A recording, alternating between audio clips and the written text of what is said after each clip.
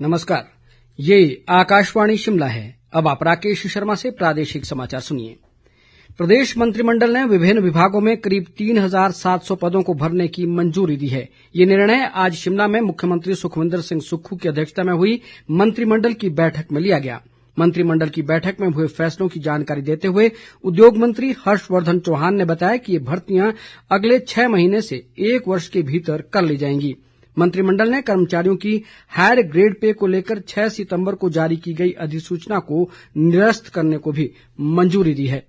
सबसे बड़ी आज की मीटिंग की बात ये रही है कि आज कैबिनेट में जो पोस्टें क्रिएट की गई हैं वो लगभग 3,700 पोस्टें अलग अलग डिपार्टमेंट में क्रिएट की गई हैं, क्योंकि आज हिमाचल प्रदेश में और पूरे हिंदुस्तान में अनएम्प्लॉयमेंट जो है एक बहुत बड़ा इशू है। और खास करके हिमाचल प्रदेश का जो नौजवान है वो ये चाहता है कि उसको सरकारी क्षेत्र में जो है नौकरी मिले। जो रिक्रूटमेंट है वो through Hamirpur subordinate service board या आउटसोर्स सोर्सेज पे होगी और आने वाले 6 महीने से 1 साल के अंदर इसकी रिक्रूटमेंट हो जाएगी।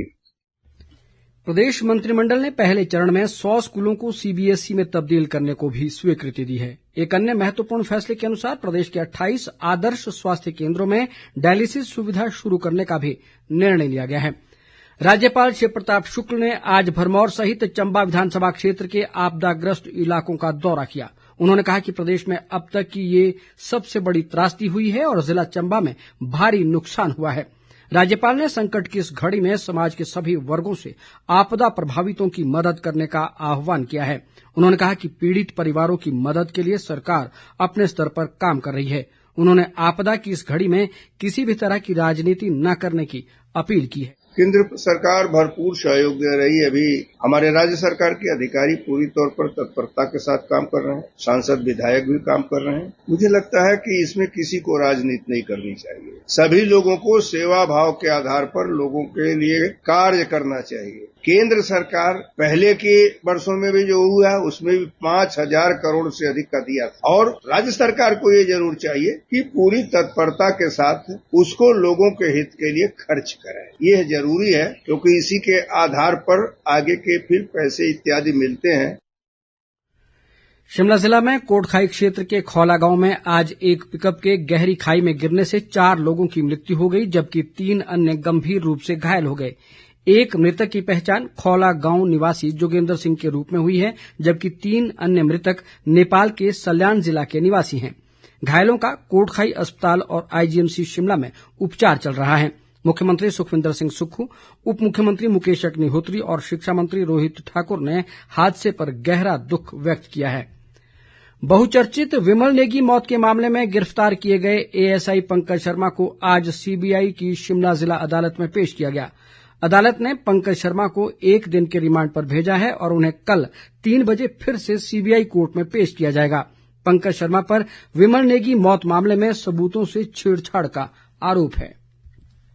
राज्यसभा सांसद व प्रदेश भाजपा महासचिव डॉक्टर सिकंदर कुमार ने कहा है कि जीएसटी सुधार को लेकर भाजपा 15 अक्टूबर तक राष्ट्रव्यापी जन जागरण अभियान चलाएगी।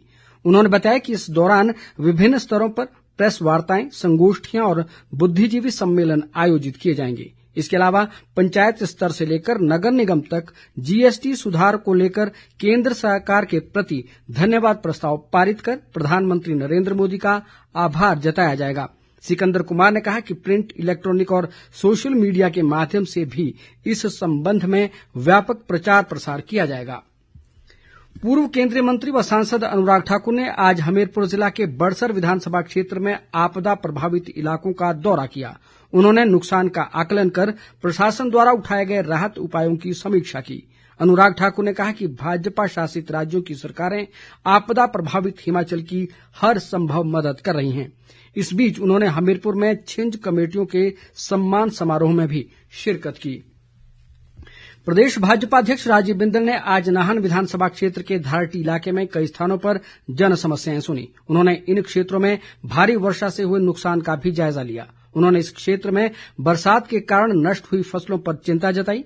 राजीव बिंदल ने कहा कि धारटी क्षेत्र में ग्रामीण सड़कें काफी समय से बंद पड़ी हैं, जिससे स्थानीय लोगों को बेहद मुश्किलों का सामना करना पड़ रहा है। उन्होंने सरकार से बंद पड़ी सड़कों को जल्द बहाल करने का आग्रह किया। इसके साथ ही समाचार बुलेटिन समाप्त हुआ। हमारा अगला बुलेटिन आप सुन सकते हैं शाम 7:45 पर। नमस्कार।